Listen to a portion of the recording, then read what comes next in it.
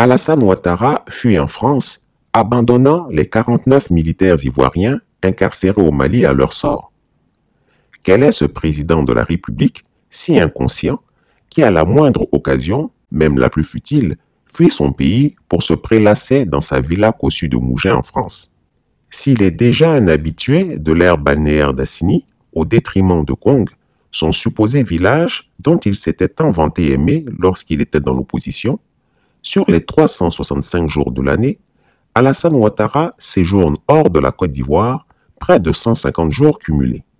C'est-à-dire, le chef de l'État ivoirien passe le plus clair de son temps dans ses salons feutrés en hexagone plutôt que de penser à solutionner, comme il avait promis, les problèmes des Ivoiriens qui vivent en ce moment la pire crise économique, la crise des paniers vides des ménagères. Mais aujourd'hui, ce qui nous interpelle plus particulièrement, c'est de voir un chef de l'État qui préfère aller en villégiature alors qu'il y a des impératifs très sérieux au pays. Si on s'habitue à la fin du quotidien, ainsi qu'à ses promesses mirobolantes, on ne digère pas que des soldats ivoiriens croupissent dans les prisons maliennes à cause des approximations de la gestion du pouvoir et de la grande corruption au sein de l'élite politique dirigeante. À peine la fête nationale terminée, et surtout après un discours belliqueux vis-à-vis du Mali, là où on s'attendait à ce que son ego surdimensionné prenne de la sensibilité devant la situation des soldats incarcérés loin de leur pays, c'est-à-dire un discours pondéré, conciliateur et tempéré. Dans le cadre de la mission multidimensionnelle intégrée des Nations Unies pour la stabilisation du Mali, la MINUSMA, la Côte d'Ivoire apporte son soutien au peuple frère du Mali depuis 2013 dans la lutte contre le terrorisme. À ce titre, ce sont plus de 850 soldats ivoiriens qui risquent quotidiennement leur vie pour restaurer la paix, la sécurité et la stabilité dans ce pays frère. Malheureusement, depuis le 10 juillet 2022, 49 de nos vaillants soldats en mission officielle de soutien à la paix au Mali sont détenus injustement en territoire malien. Je veux dire à chacun d'entre eux et à leur famille que la Côte d'Ivoire ne les abandonnera jamais. Ne voilà-t-il pas que les abandonnant, ils filent en France? Il n'est point question pour l'octogénaire supermenteur de sacrifier ses vacances pour la cause de ces 49 soldats ivoiriens qu'il ne connaît pas. La tristesse et l'amertume de leur famille ne l'émeuvent guère. Vous également, vous partagez l'avis de ceux-là qui pensent que le président Alassane Dramane Ouattara est en train de vouloir conduire la Côte d'Ivoire dans un conflit ouvert avec le Mali. Alors, vous avez parlé tout à l'heure du chiffre 50.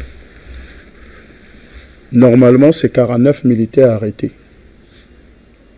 Mercenaires. Dont le plus 1. Effectivement. C'est le mercenaire en chef. Qui doit aussi être arrêté. Parce que les 49 sont déjà arrêtés. Donc c'est le mercenaire en chef qui doit être arrêté. Vous voulez que je dise son nom? Le mercenaire en chef. Monsieur Alassane Dramane Ouattara.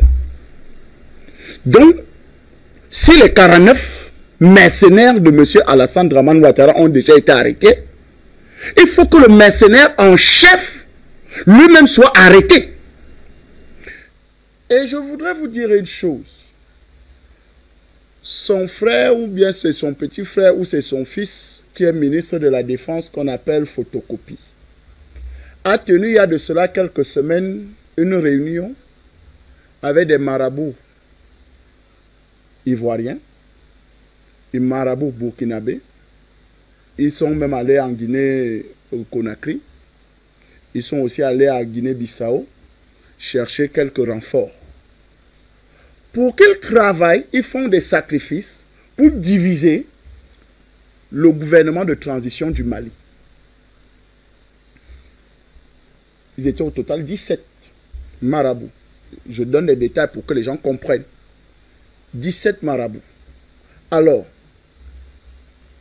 quand quelqu'un se comporte comme ça, vous voulez que nous les Africains, on l'encourage avec quoi?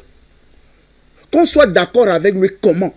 Et tous ceux qui ont déjà pris la parole tout à l'heure vous ont déjà démontré qui est ce personnage. En réalité, il s'en contrefiche.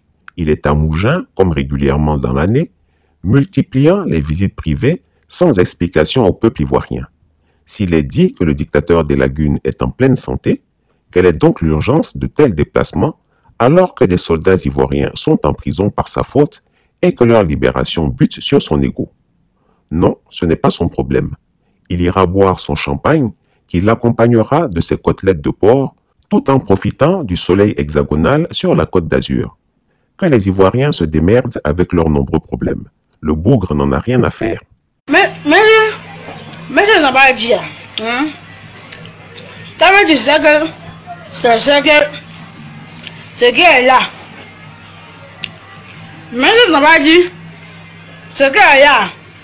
Si ça c'est ça. Moi, je dis que c'est ça. C'est vrai que c'est ça. Pour éviter ça.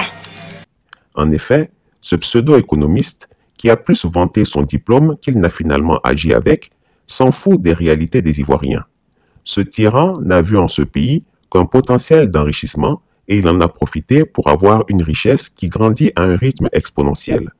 Son clan et lui le prouvent quotidiennement. Piller le pays dans l'impunité totale. Quant aux Ivoiriens, qu'ils se gèrent eux-mêmes dans leur misère. Endetté pour construire la Côte d'Ivoire. Celui qui endette aujourd'hui, c'est quelqu'un qui aime les Ivoiriens. Il n'y a pas de honte à s'endetter. Oui, le président Ouattara, endetté. Endetté, on va payer. On est là pour travailler, pour payer. Oui, c'est très simple. Je ne suis pas économiste, mais nous, les parents, nous avons le bon sens. Le bon sens, c'est quoi? Si vous allez emprunter 1 million aujourd'hui, la tonne de ciment coûte 80 000. Demain, la tonne de ciment va coûter 150 000. Mais si vous avez emprunté aujourd'hui, vous avez gagné. Chris Yapi ne ment pas.